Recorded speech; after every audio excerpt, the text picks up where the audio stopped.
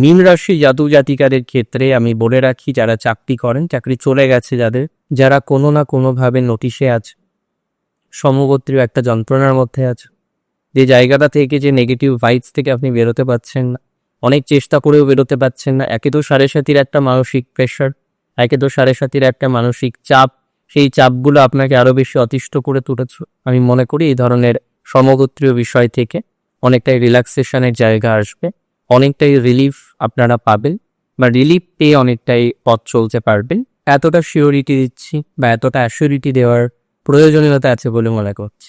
যারা বেঞ্চে আছেন তারা প্রজেক্ট পেয়ে যাবেন। চেঞ্জ করার ক্ষেত্রে ভাইবসটা মধ্যম প্রকৃতি, খুব বুঝে শুনে চেঞ্জ করতে হবে।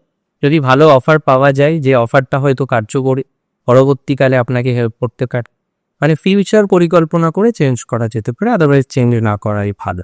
যদি পরবর্তী পরিকল্পনা করে এগুলো যেতে পারে যে না, আমি যদি চেঞ্জ করি পরবর্তীকালে তার একটা বেটার ইম্প্যাক্ট আসবে, তখন চেঞ্জের কথা ভাবতে পারে।